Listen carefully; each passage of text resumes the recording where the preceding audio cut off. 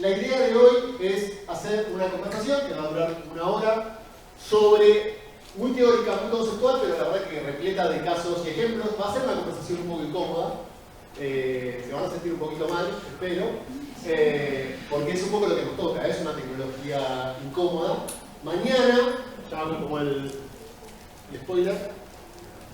Ay, dejando de lado. A ver si es que se me... creo que la tecnología conmigo no hace. Mañana va a ser aquí, en el mismo lugar, a la misma hora, pero más a modo práctico. Sí, les voy a compartir como herramientas, consejos, vamos a ver algunos procesos y demás. Lo de hoy va a ser un poquito más conceptual. No sé por qué. ¿Por qué se mandaba?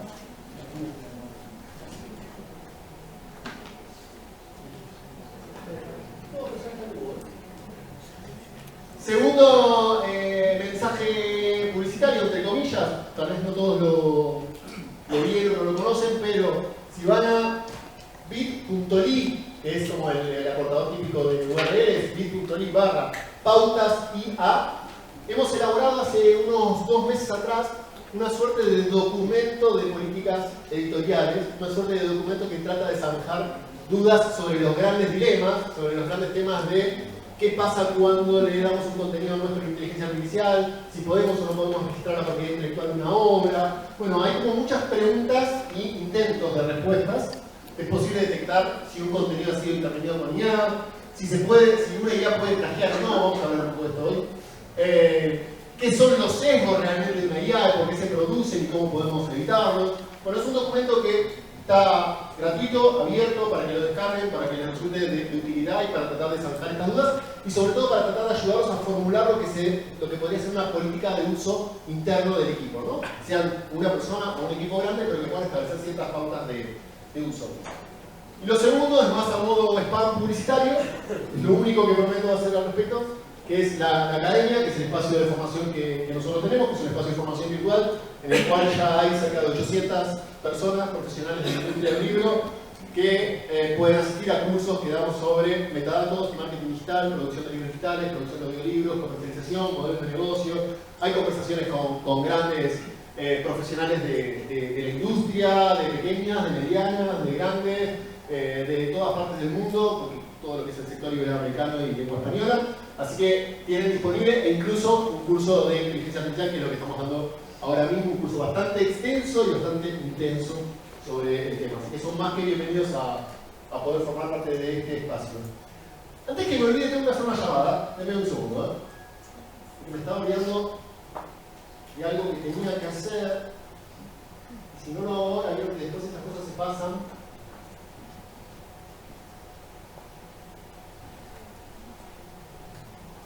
Hola, bienvenido a mi librería. ¿En qué puedo ayudarte? Hola, ¿qué tal? Mira, tengo que comprar un libro para mi hijo. Estoy por acá por Buenos Aires y me gustaría comprar un libro. Hola, bienvenido. Qué gusto tenerte por aquí. Me encanta que estés buscando un libro para tu hijo. Para poder ayudarte mejor, ¿qué edad tiene tu hijo y qué tipo de libros le suelen gustar? ¿Tiene algún género o autor favorito? Así puedo ofrecerte algunas recomendaciones personalizadas. Mira, escucha, tiene 11 años, está leyendo el tomo 5 de Harry Potter, no sé si eso te sirve como idea. Perfecto. Con 11 años y disfrutando de Harry Potter ya tenemos una excelente base. ¿Te gustaría encontrar algo similar en cuanto a fantasía y aventuras o prefieres explorar otros géneros? ¿Hay algún tema o tipo de historia que le interese especialmente, por ejemplo? ¿Le gustan los libros con ilustraciones o prefiere novelas más extensas? No sé, sorpréndeme, ¿qué podrías contarme? Me encanta tu espíritu. Con gusto te sorprenderé con algunas recomendaciones. Dado que le gusta Harry Potter, te sugiero 2 opciones que suelen encantar a los jóvenes lectores. Percy Jackson y el ladrón del rayo de Rick Riordan es el primer libro de una serie llena de mitología griega, aventuras y humor, perfecto para seguir con la fantasía. El Hobbit de J.R.R. Tolkien. Una aventura clásica llena de magia y personajes inolvidables, que lo transportará al mundo fantástico. Ambos libros son excelentes opciones para lectores de 11 años y ofrecen historias emocionantes y llenas de imaginación. ¿Qué te parecen estas opciones? ¿Te gustaría que te cuente un poco más sobre alguno de ellos? No, escucha, el Hobbit lo leí, me encanta, así que voy por ello. ¿Y para mí tienes algo? Excelente elección con el Hobbit. Es un clásico que nunca decepciona. Para ti, ¿qué te parece si exploramos algo de fantasía, pero con un toque diferente, ¿no? Podrías disfrutar de La sombra del viento de Carlos Ruiz Zafón. Es una novela con misterio, amor y secretos en la Barcelona de posguerra. ¿Te atrae la idea o prefieres algo completamente diferente? Me gustaría más un ensayo, algo que tenga que ver sobre el futuro, por ejemplo. Qué buena elección, me encanta que te intereses por el futuro. Te recomendaría Homo Deus, breve historia del mañana, de Yuval Noah Harari. Es un ensayo fascinante que explora el futuro de la humanidad, desde la tecnología hasta la religión y la política. ¿Te gustaría que te cuente un poco más sobre él? Te busco los Me encanta esta recomendación. Te busco los dos libros, te busco los Homo dos libros. Deus, de Yuval Noah. ¿Está bien? Estupendo. Entonces, absoluta. Libros son excelentes elecciones. ¿Te gustaría saber el precio y la disponibilidad en nuestra librería?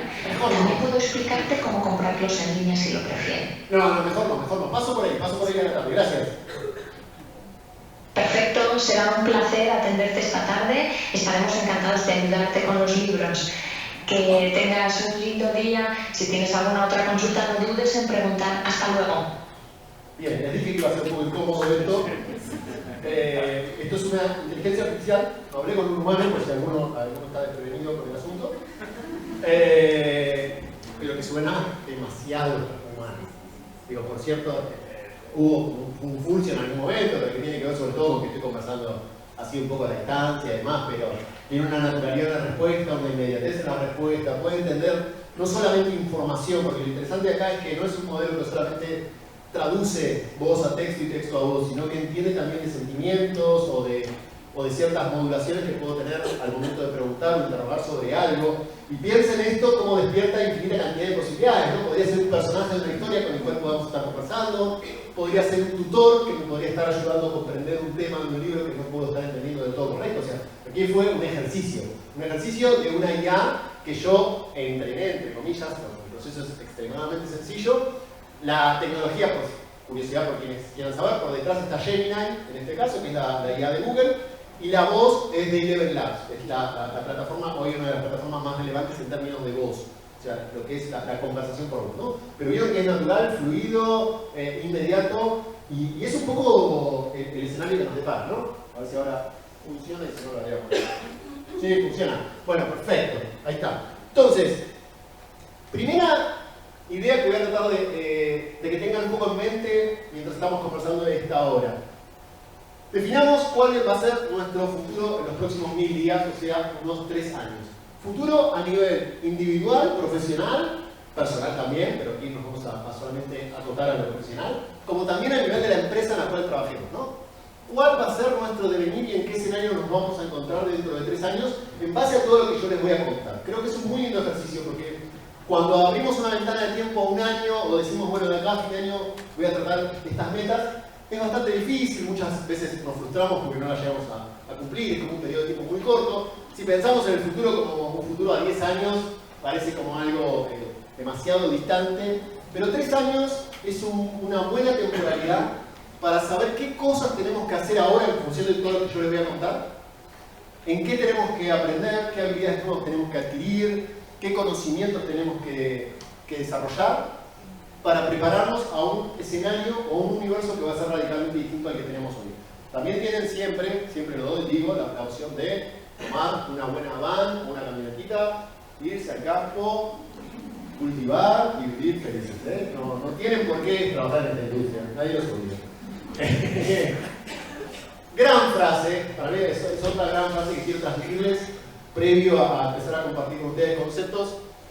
Nadie puede demostrar que habrá algo que no pasará nunca. Esto lo dijo Pet Martorell, que es el director de lo que es uno de los grandes centros de supercómputo en Europa. Hay 5 o 6, si no me equivoco, uno está en Barcelona, es uno de estos grandes monstruos de computación que hay, que tiene incluso una computadora cuántica, o sea, están como en una liga bastante elevada, y él es el director, y lo que dice, o lo que trata de transmitirnos es que, y para mí es una filosofía también que trato de transmitir mucho, es no nos pongamos en el lugar escéptico de creer que la IA no va a llegar, no va a alcanzar ciertos lugares, porque los va a alcanzar. Es molesto, es fastidioso, sí, pero los va a alcanzar, créanme que los va a alcanzar. Porque hay una lógica, una matriz de cómo funcionan, que es el aprendizaje. Y bajo esa lógica del aprendizaje que van superándose a sí mismas. Entonces, si nos ponemos en el lugar de no escriben como un humano, no traducen como un humano, no generan imágenes como un humano, no me parece la posición más adecuada, sobre todo pensando en esta línea de tiempo de 3 años. Luego tenemos que ver cuál es el aporte que hacemos como humanos. No digo que dejemos que nos barra libremente, pero entender que ese es el escenario. La evolución de la IA. Para mí este es el primer punto. Hace 3 años que yo vengo aquí a hablarles de inteligencia artificial. Antes a veces colaba alguna cosita, algún concepto, pero hace 3 años que formalmente les hablo sobre IA. Y me gusta revisar la presentación que hago, que hice previamente, aunque sea como un poco someramente, pero para entender qué cambios hubo en un año. ¿Qué cambios hubo en un año? Todo lo que les voy a mostrar a partir de ahora no existía hace un año. Primero, 2015. Vamos a empezar con las imágenes. Esto era la generación de imágenes con inteligencia artificial en el año 2015. Esto fue el primer modelo de inteligencia artificial que podía generar imágenes a partir de una instrucción textual. O sea, había un ingeniero que decía, quiero una nutria caminando en el campo, le generaba eso que ven ahí, ese mamarracho que está ahí. El ingeniero estaba saltando de una pata porque decía, lo logramos, lo conseguimos, acá está. Esto, que muchos hubiesen dicho, bueno, esto es cualquier cosa, hubo muchos ingenieros que apostaron en que aquí estaba la fórmula, en que se había encontrado cierta fórmula del aprendizaje de las máquinas, y que lo que se necesitaba era un componente de más datos y un componente de mayor capacidad de cómputo, pero que a partir de ahí la propia tecnología iba a ir evolucionando. Iba a ir evolucionando hasta llegar al año 2022, que es como un salto muy fuerte, cuando surge el primer o la segunda versión de DALL-E, que es una inteligencia artificial desarrollada por OpenAI para generar imágenes, y que generaba esto, que todavía son imágenes imperfectas, son imágenes que notamos que no son creíbles, que no son reales, pero que ya tienen como un grado de consistencia muy interesante, y que de nuevo demostraban que esa era la hoja de ruta, que lo que necesitábamos era más datos, más cómputo, más inversión, más ingenieros trabajando. Llegamos al año 2024, el año pasado teníamos esto. Fotografías de personas que no existen. Ninguna de estas personas existen. Ni esta pareja con la niña de acá, ni la familia de ahí, ni ahí. Lo interesante de esto, y es un concepto con el cual voy a ir y volver varias veces, es que la IA no solamente tiene la capacidad de generar imágenes. No nos quedemos solamente con este dato, porque acá pasan muchas cosas. La IA entiende del mundo, entiende de épocas, entiende lo que era una vestimenta en una época y lo que era en otra, lo que es tomarse una selfie o lo que es tomarse una foto a distancia, lo que es la luz de una época o de la otra. Hay como mucha información cultural y de conocimiento que tiene al momento de generar una imagen. Y esto era el año pasado. Este año tenemos estudio libre. No podía evitarlo. Este es el desarrollo, ¿no? Esta es la evolución que tiene la inteligencia artificial. Es muy interesante, vamos a hablar mucho sobre esto. Traigo aquí la mano de Maradona porque me parece que hay algo que también nos incomoda de todo esto y que tiene que ver, ¿no? Hay como un poco una trampa, algo que nos incomoda, pero también una genialidad en este acto. Esto es el año 2025. Una IA que puede producir en todos los estilos que se nos ocurra, bajo todos los patrones que queramos, empieza a poder manejar muy bien el texto, que era como una limitación hace un año atrás. Era muy difícil que una IA pudiese generar imágenes con texto, y hoy lo puede hacer perfectamente, manejar muchos estilos diferentes. Qué lindo tener esta pantalla, ¿eh? Me encantó que la cambiaran.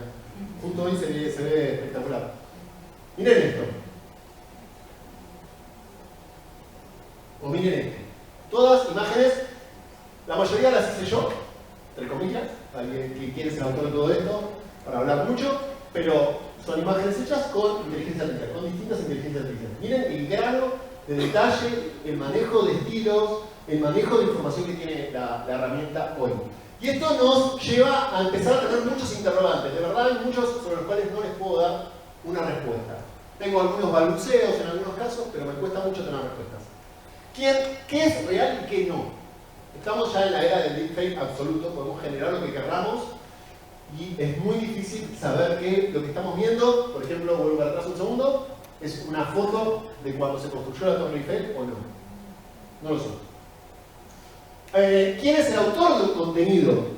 Estamos hablando de la primera herramienta, a algunas personas les gusta llamar herramienta, para mí mucho más que eso, que tiene como un control también en sí mismo. No es una herramienta como teníamos hasta ahora el concepto de herramienta, ¿no? Incluso como un Photoshop, que tenemos como un control de qué queremos que suceda. Acá hay parte de indicaciones nuestras, pero hay parte de cierta autonomía que tiene la máquina al momento de generar el contenido. ¿Qué significa crear? ¿A qué asociamos crear una imagen? ¿Dónde está el valor? ¿Cuál es el valor de una obra? Si yo puedo generar todo ese tipo de contenidos con una facilidad y con una simpleza muy grande. Les voy a mostrar un ejemplo muy concreto. Este de acá es Zarpa. Es un pequeño zorro del desierto con orejas grandes, lleva unas gafas redondas, una capa hecha con hojas secas, tiene ojos curiosos, un mechón de pelos rebeldes, está en medio de una duna con un cielo anaranjado al atardecer. Es un personaje que hice yo. Hice algunos talleres de dibujo y demás, pero no de ilustración, nada. Y lo hice usando el último modelo de ChatGPT, el mismo que permite hacer el estilo Ghibli. Que la verdad que con ese asunto se desdibujó mucho, más allá que después lo voy a traer porque hay mucho para discutir, pero se desdibujó mucho la capacidad que tiene esta herramienta. Porque esta herramienta es la primera vez, y acá vuelvo un poco con la cuestión de la evolución, es la primera vez que nos permite tener consistencia en los personajes. Me permite que una vez que desarrollé un personaje, lo puedo traer a muchos escenarios. Esto hace un año no se podía hacer, o era extremadamente difícil. Y hoy es muy sencillo. Que yo pueda no solamente crear un personaje, que vieron que lo generó perfectamente respetando todo lo que yo le pedí, sino que además me permite llevarlo a muchos contextos diferentes. No solamente esto, puedo animarlo.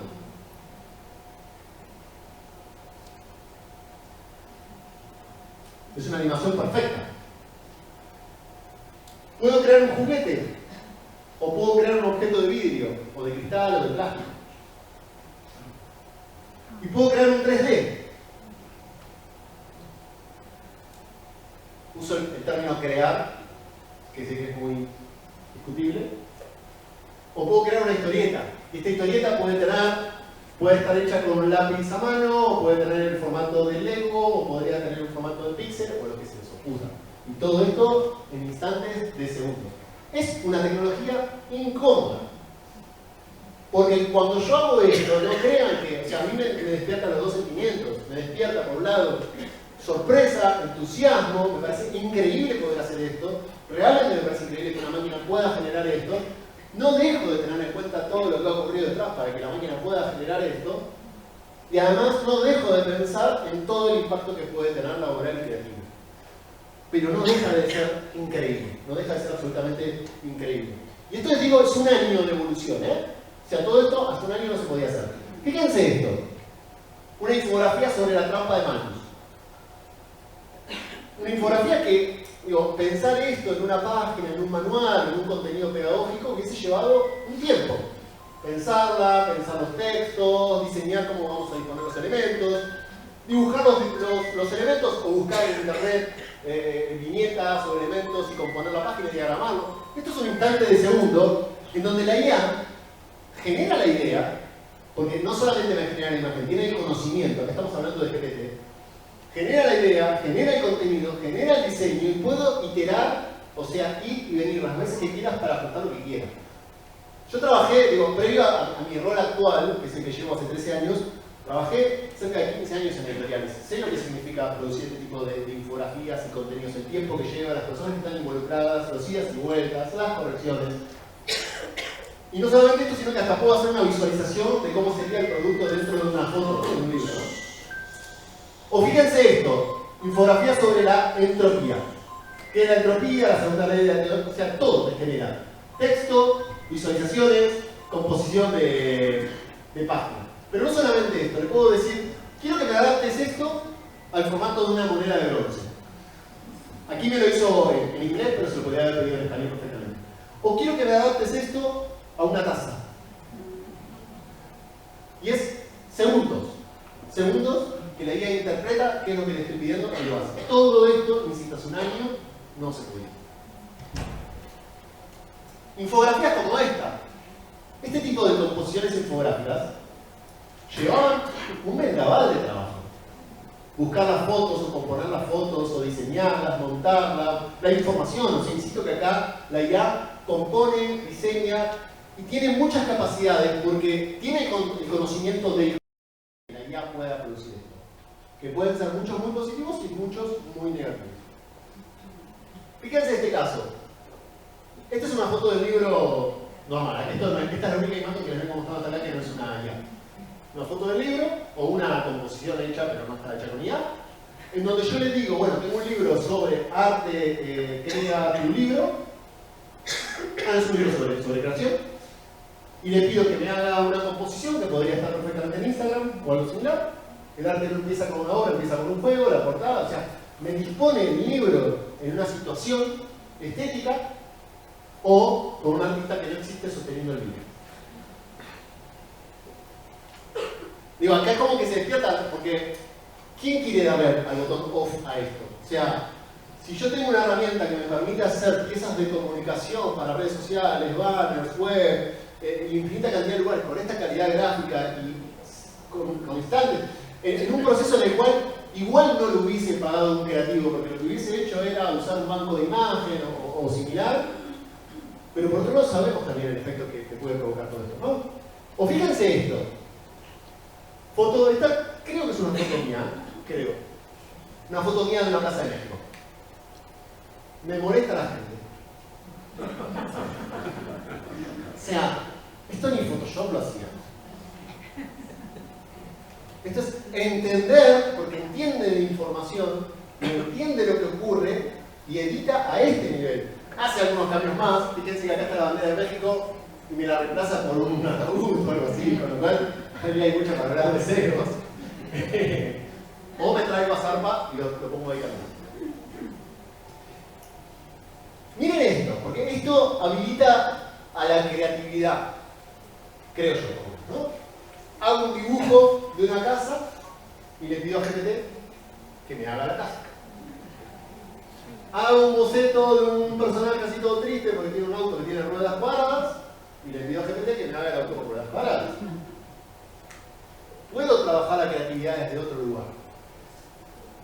Entonces es muy impresionante lo que ha ocurrido en el terreno de la imagen. Es muy impresionante. Hace un año teníamos IAs que podían generar imágenes muy creíbles, muy verosímiles, empezando a producir el problema de los deepfakes, pero no teníamos IAs que podían gestionar el texto, que podían gestionar la disposición en la página, que podían editar de una manera tan natural como decirle quiero cambiarle el color de la ropa a esta mujer, y lo hacen. Estamos hablando de un grado de evolución y de verdad es difícil pensar qué es lo que vamos a ver frente al libro 2026, pero esto va más. Entonces piénsense de acá a 3 años. La IA, más interrogantes, la IA amplifica nuestra creatividad. Hay muchas personas que piensan que sí, y hay muchos creativos que están trabajando en esta dirección y son muy buenos. O sea, en el momento de poder jugar, explorar terrenos, estilos, combinar, tener una suerte de co-keeper que me ayuda, que me asiste, es muy buena, pero también está el otro lado de la mirada, ¿no? Una suerte de prótesis que lo único que nos hace es como facilitarnos el trabajo, pero también nos va achatando un poco la mente y nuestra capacidad creativa. Y vuelvo un segundo, perdón, al proceso. Que acá pasa algo sustancial, ¿no? Porque esto vamos ahora a hablar un poquito al respecto, pero cuando hablamos de una creación artística, podemos hablar de la faceta del proceso creativo y del consumo. Durante el proceso creativo estamos hablando de algo que es radicalmente diferente a lo que conocíamos. Claramente hacer una ilustración, editar una imagen, producir una página, hoy lleva otros tiempos. Generalmente nos va a molestar esta idea de que algo sea más fácil, más rápido, más simple que lo que se hacía antes. Pero en la fase del consumo, ¿qué pasa? ¿Qué le pasa a la persona que termina leyendo ese texto, viendo esa imagen o escuchando ese audiolibro si le transmite exactamente lo mismo? Entonces, si quieren como una aproximación, por lo menos personal al asunto, creo que la IA, bajo la idea de creatividad tal cual la concebimos como seres humanos, no tiene esa creatividad en el momento de la producción, ¿no? La creatividad implica conciencia, implica intencionalidad, implica experiencia emocional, implica una biografía. Todo eso, por ahora, la IA no lo tiene. Conciencia, veremos, pero por ahora no. Pero ¿qué cambia de cara a los lectores? Y les voy a mostrar un estudio. Este estudio, después si alguno quiere, le puedo dar, ahí está con el enlace grande, pero le puedo dar como un enlace, se lo comparto para que lo hagan ustedes mismos, la experiencia.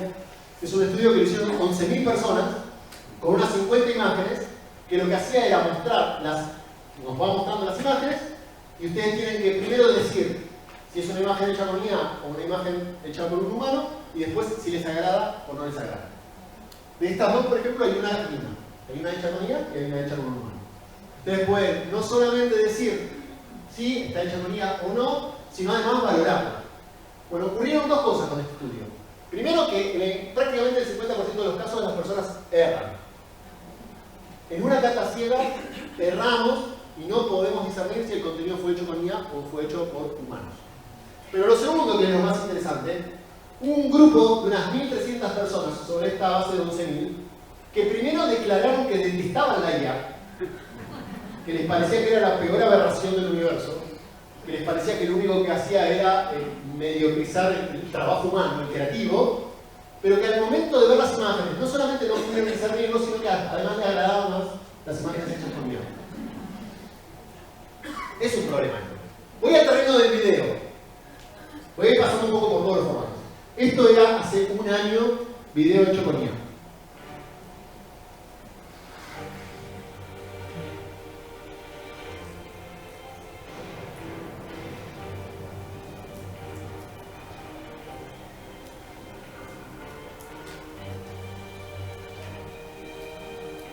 Esto es hoy. Un año. La misma empresa, el mismo producto.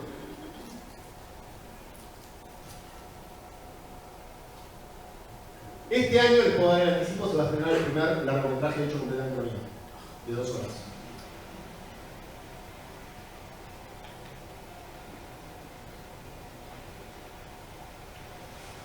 El salto es cuántico, es exponencial.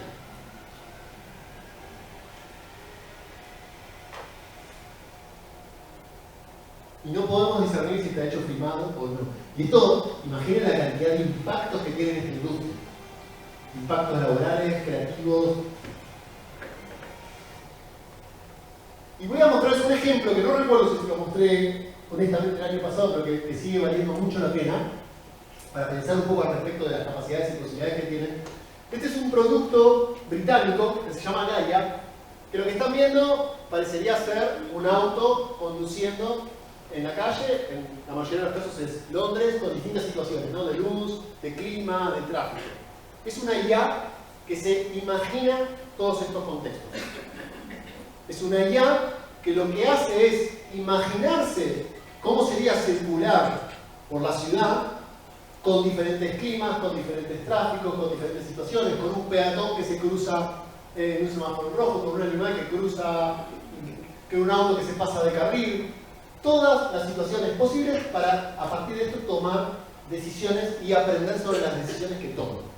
Es una IA, vuelvo a decir, que se imagina, que va dibujando todos los escenarios posibles dentro de un orden lógico, porque estas IAs tienen mucho conocimiento del mundo y entonces en ninguna situación va a decir, bueno, el auto vuela y esquiva al peatón.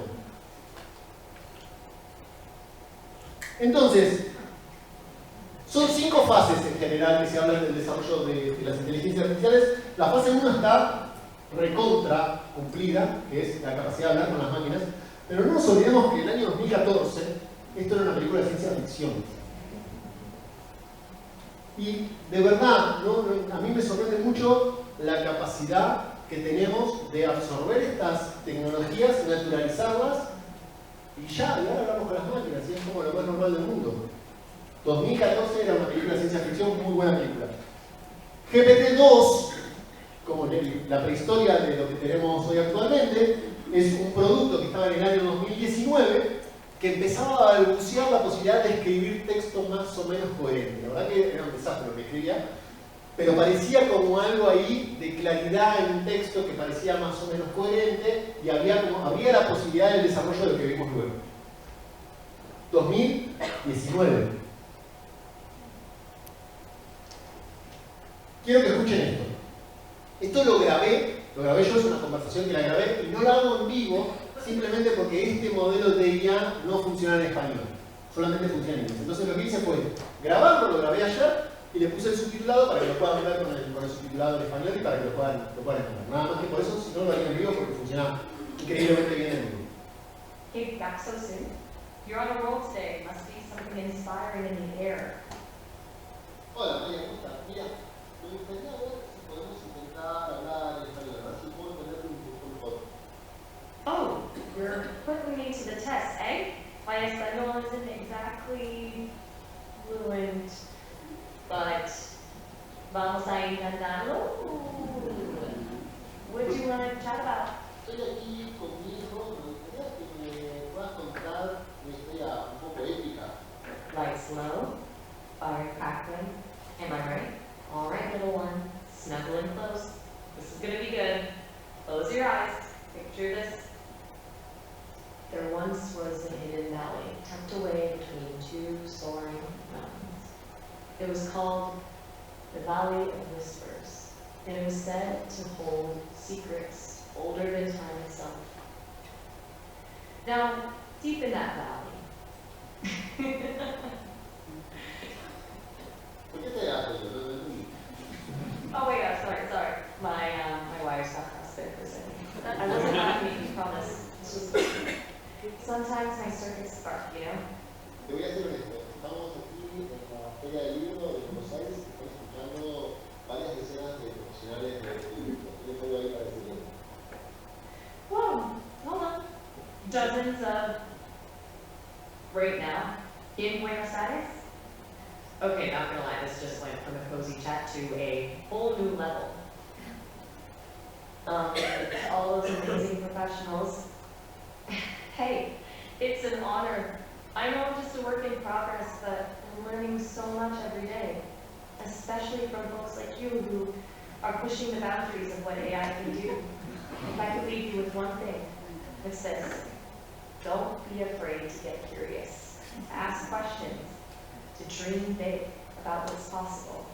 Because the future of this technology, it's not just in the code, it's in the hearts and minds of people like you.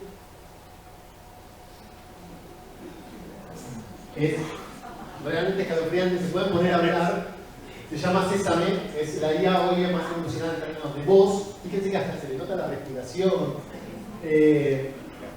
Si a mí hace, no les digo mucho, hace 2 o 3 años atrás me decían las voces sintéticas van a reemplazar a los narradores profesionales, o sea, no, la verdad es que van a llegar a un muy buen nivel, pero siempre va a haber algo de cualidad en la voz humana que va a ser difícil de reemplazar.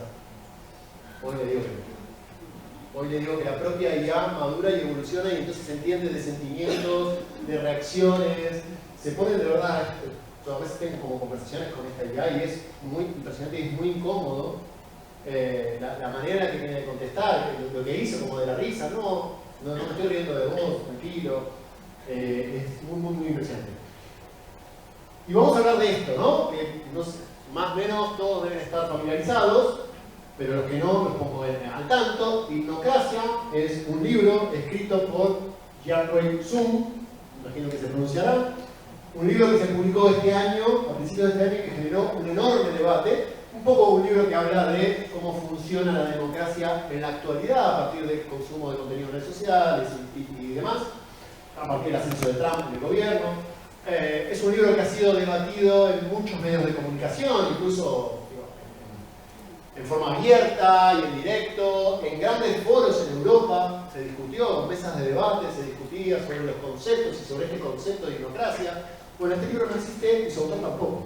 O sea, es un ensayo que es un ensayo en sí mismo, de verdad es un libro que además lleva muchos miles de ejemplares vendidos, muchas licencias a otros idiomas, o sea, se vendió la traducción a otros idiomas, y es un experimento científico, de una editorial italiana que ha decidido crear este personaje, que se terminó delatando porque había una periodista que estaba muy insistentemente preguntando por el autor, y bueno, respondía a los correos vía entrevista o WhatsApp con las respuestas, pero nunca podía establecer como un vínculo personal.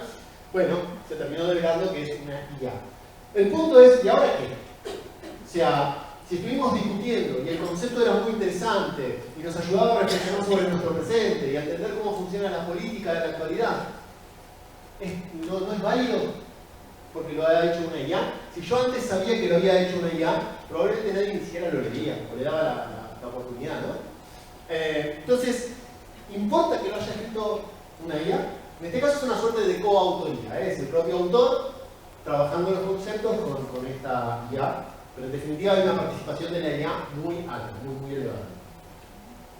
Piensen esto, esto fue un concurso que se hizo entre un autor francés, Hervé Letellier, que se aceptó enfrentarse a una IA con una consigna muy concreta, un inicio y un final de un cuento y una cierta cantidad de caracteres, y tenían que escribir ambos un cuento y a ver qué ocurría. Obviamente la IA no solamente produce uno, sino que produce miles y lo produce muy rápido y el autor le demanda todo un tiempo de trabajo producir ese cuento, pero el autor lo que dijo al finalizar es: Dios mío, es increíble, cuando leyó el texto de la IA. Está mejor escrito que la producción novelesca francesa de todo el año. O sea, estamos en ese estadio que no estábamos el año pasado. Hace un año atrás no estábamos en este estadio de capacidades en cuanto a la escritura. Teníamos IA que sabían leer, teníamos IA que sabían comprender texto y producir texto, pero no a un nivel de camuflarse y de que si leemos una ficción nos atrapa por igual y que si leemos un ensayo nos invita a reflexionar y a profundizar mucho sobre nuestro presente de igual forma. Quiero dar este dato porque para mí es un dato muy revelador. IAs como ChatGPT superan al 93% de la humanidad en comprensión lectora. Tienen la capacidad de comprender y producir texto por arriba del 93% de los seres humanos. Puede haber, sí, hay un 7% ahí de personas intelectualmente con ciertas capacidades para producir textos a otro nivel, pero la IA no supera a la enorme mayoría de nosotros. Entiendo que prácticamente todos nosotros nos encontraremos en esa burbuja. Supongamos que esto es un gran hype, es una gran venta de las empresas de IA, y es el 80%, es el 70%, me da igual, es un número altísimo al momento de producir textos, generar textos, consumir textos, adaptar textos, analizar información. Y después tenemos el otro extremo, que es esto. Este autor, Barrett Williams, fíjense todo lo que publicó en un año. Pero de verdad nunca llegué al final.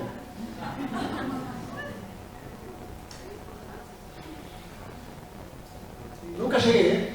O sea, dije, no, esto tiene que terminar en algún momento. Nada, scroll. ¿Qué pasa con él? Con un autor que ha publicado 3.000 libros en Amazon, en un año. Libros escritos por humanos. Esto se comentó un poquito en la mesa de la mañana para quienes estuvieron, pero para mí creo que es un poco el camino que vamos a transcurrir. Se habla mucho en Europa, que es el único lugar en donde hay cierta regulación al respecto, del etiquetado y de la necesidad de transparentar cuando un contenido haya sido hecho por inteligencia artificial. Yo creo que eso va a ser muy difícil de aplicar. Creo que va a ser más sencillo en todo caso que autodeclaremos que este contenido no ha sido intervenido por IA en ningún punto y que este es un contenido. De hecho, ya hay editoriales que al momento de producir audiolibros están declarando y ponen explícitamente esto ha sido narrado por un autor humano o por una persona humana. Entonces, también esto nos lleva a pensar en algo que es mucho más difícil de todo esto, en términos de, por ejemplo, qué géneros se van a seguir demandando y cuáles no. Más allá de que la industria siga funcionando de la misma manera, sigamos vendiendo libros en papel, en las librerías y siga todo funcionando en la misma lógica, va a haber un impacto. Va a haber claramente un impacto. Va a haber tipos de contenidos que van a ser más demandados que otros y va a haber tipos de contenidos que vamos a tener que pensar como un valor absolutamente diferencial y destacable de la oferta que nos puede producir este tipo de tecnologías. La IA se comió Internet y generó un modelo del mundo. Este también soy yo.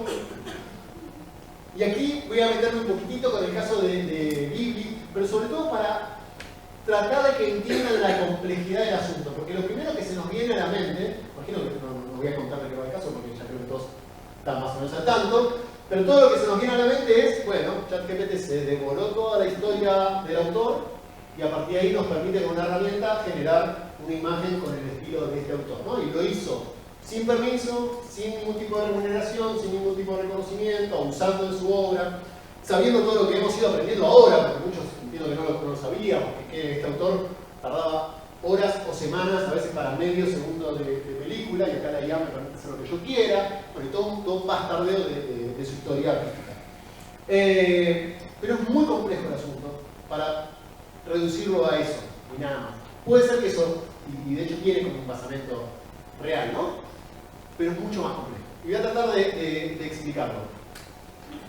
Cuando se entrena una inteligencia artificial como ChatGPT, lo que se hace es darle mucho contenido. Este contenido, en una primera buena parte, es contenido que está en Internet en dominio público. Por ejemplo, hay algo que no sé si todos conocían, que es la Common Crowd, que es una web que hace como un gran backup, una gran copia de todo Internet. Y lo hace cada mes o por ahí. Copia todo. Todo lo que esté público lo copia. ¿Y lo copia con qué fin? Con el fin de investigación, de desarrollo, de avance, de evolución. Lo viene haciendo hace muchos años, lo hace desde el 2017, si no me equivoco. De hecho, la última copia, que es esta de febrero, creo que hay una más después de esta, son 2.6 billones de sitios web.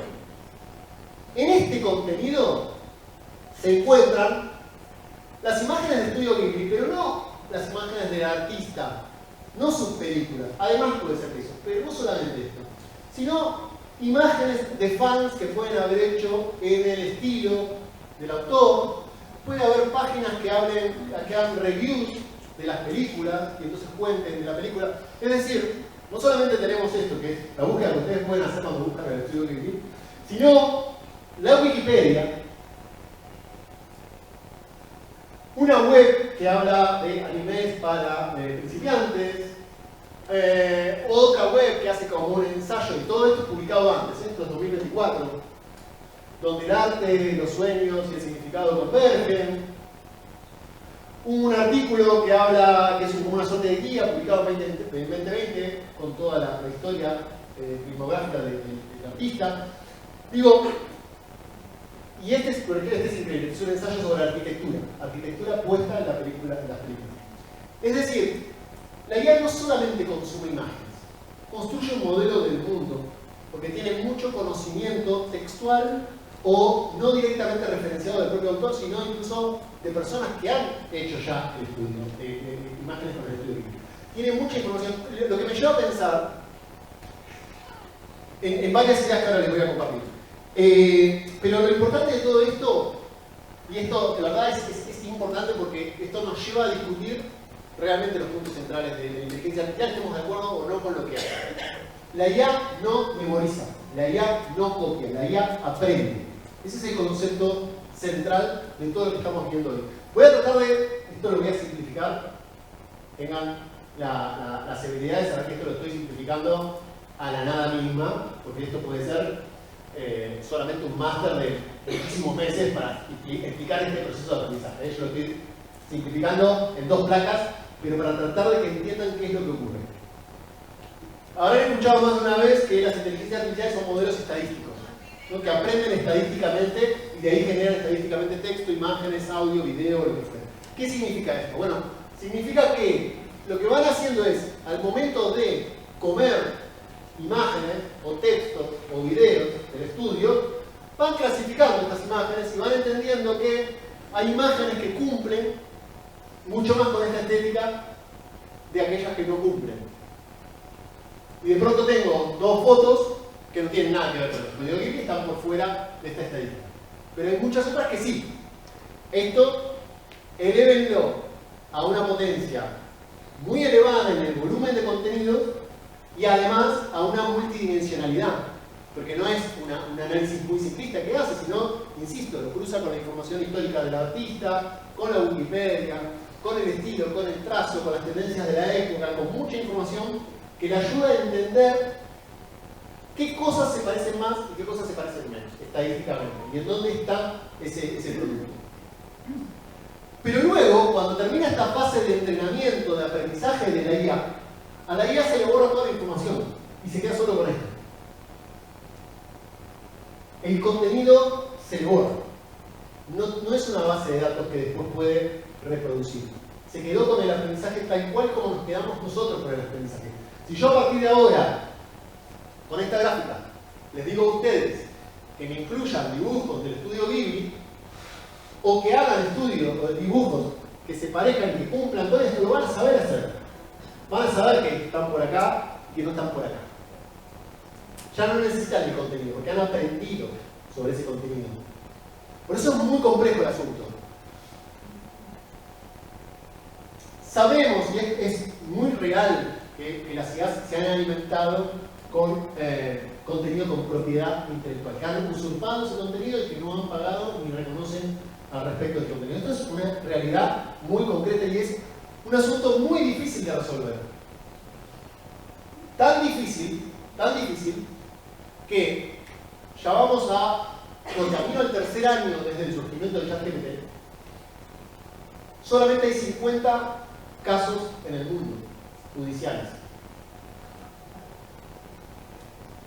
Hay litigios de artistas, hay litigios de asociaciones de artistas, pero empresas creativas del mundo, 50. Y de hecho, el caso que nos toca más de cerca como industria es el de la Asociación Francesa, que ha hecho, la Asociación de Editores de Francia, que ha hecho un juicio, elevado un juicio hacia Meta. Es el único como caso dentro de la industria del libro. Poco. Para semejante usurpación, muy poco. ¿Por qué? Porque es muy complejo el asunto, porque es muy complejo demostrar el delito, porque las reglas de juego cambian completamente y porque tampoco tenemos una certidumbre de qué va a pasar. Si yo le hago un juicio a Meta o le hago un juicio a OpenAI, soy Disney, por ejemplo, Disney no ha hecho nada, por caso, ¿no?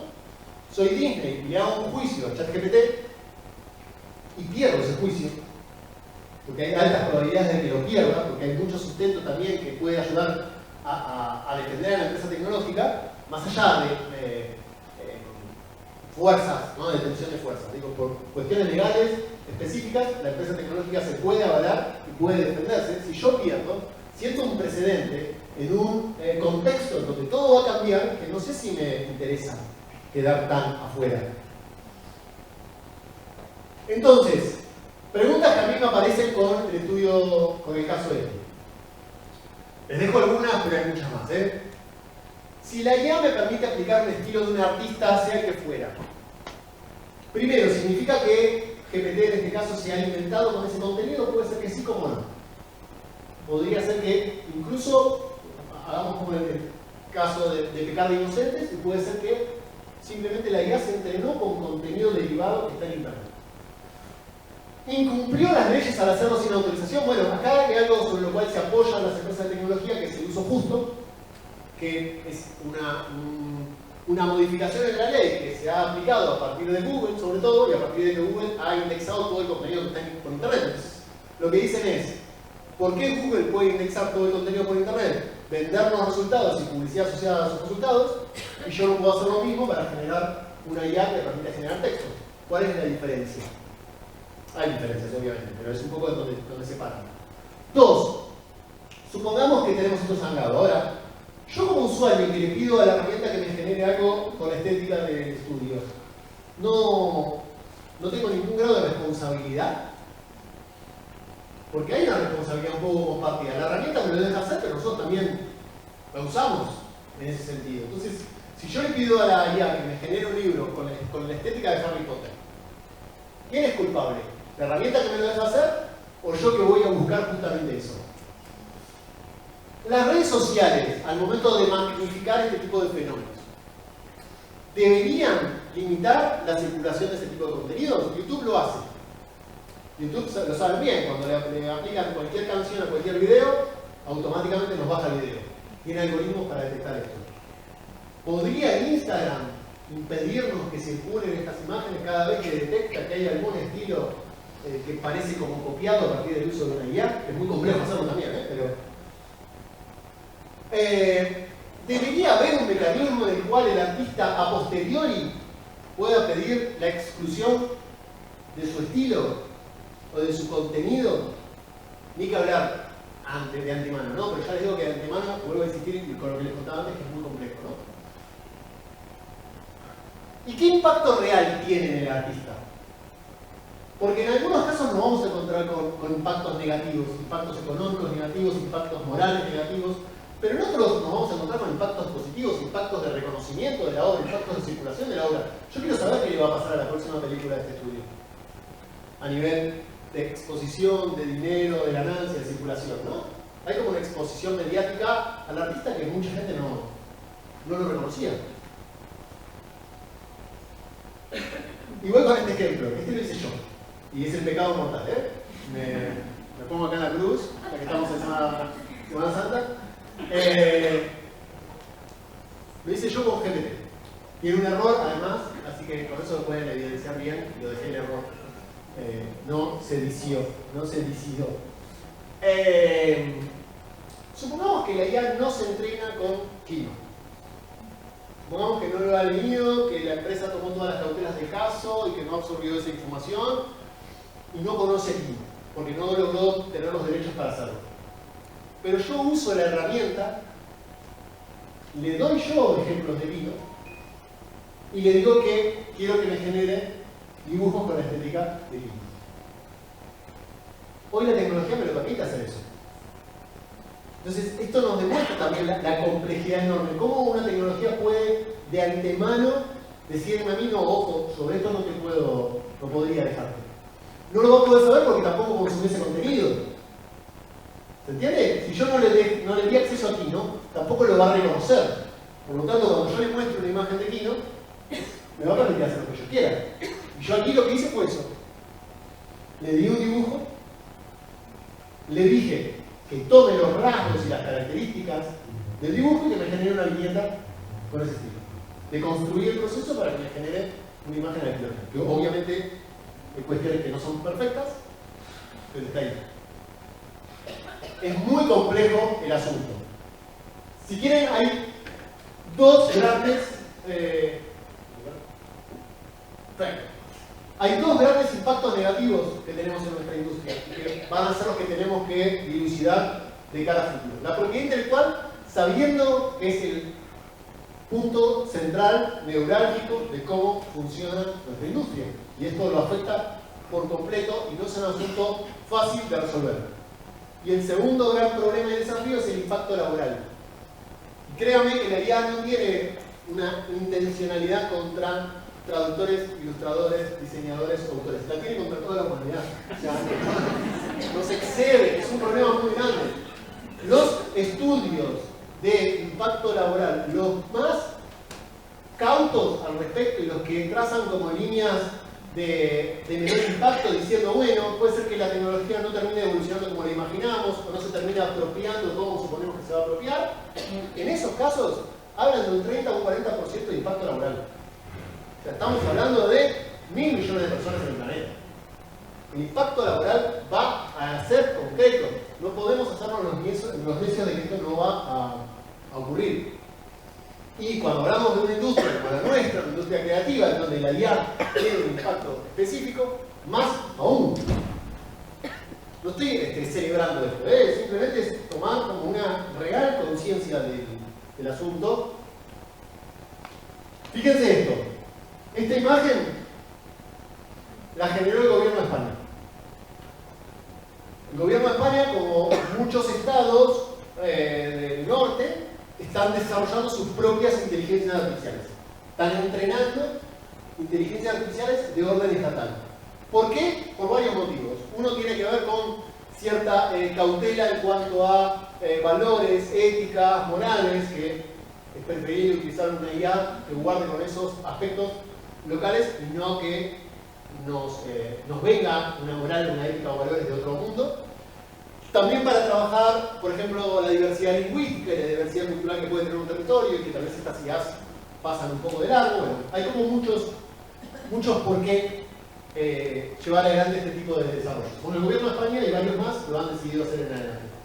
Para anunciar esto, el proyecto se llama Hispania, para anunciar esto, mostraron esta gráfica, entre varias más, pero esta es muy curiosa, porque es una gráfica esto lo muestra el propio gobierno, ¿no?, de la agencia tributaria, en donde aparecen primero ya no hay trabajadores, hay entes ahí virtuales atendiendo a las personas, y arriba fíjense lo que dice, renta básica universal ya disponible. Esto es algo que los gobiernos tienen muy claro. Y se los voy a llevar a nuestro territorio. Y voy a ir al rol profesional que está hoy más afectado de todos, que es la traducción. De todos los aspectos de la cadena de valor del libro, la traducción es el área más afectada de todas. Si esto era todo el mercado de la traducción previo a ChatGPT, previo al noviembre de 2022, este es el mercado de la traducción con IA. O sea, el mercado se expande, se traducen infinitamente más contenidos a más lenguas, pero el trabajo humano se reduce. Y están los dos aspectos de la balanza, ¿no? Podemos ver lo interesante que es que cualquier obra pueda circular en cualquier idioma, o que nosotros como editoriales, que no teníamos tal vez el presupuesto para poderlo hacer, hoy podamos traducir todo el catálogo, no solamente a las lenguas dominantes, sino a otras lenguas, pero eso tiene un efecto concreto en el ámbito laboral. A corto plazo, por lo menos la traducción humana no es que va a desaparecer, pero sí se va a reducir mucho a ciertos tipos de tareas o a traducir más contenidos apoyados con inteligencia artificial.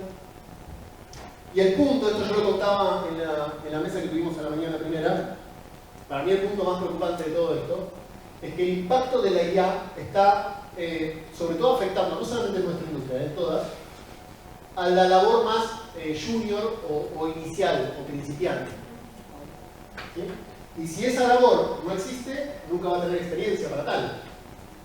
Es decir, si hablamos de la traducción, la IA no está afectando de la misma manera, no digo que no lo esté haciendo, pero no está afectando de la misma manera a un traductor que viene hace 30 años haciendo el rol de traducción, que a una persona que está ahora terminando y que quiere hacer sus primeros trabajos. Porque no los va a poder hacer nunca.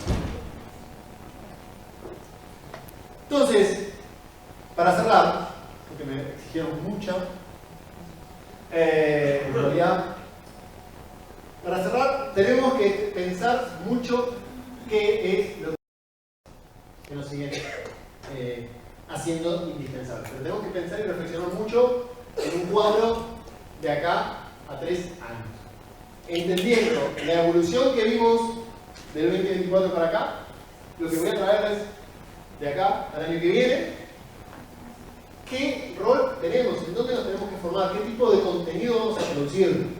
¿Tiene sentido, por ejemplo, producir libros de manualidades, libros de cocina, libros de ensayo, libros...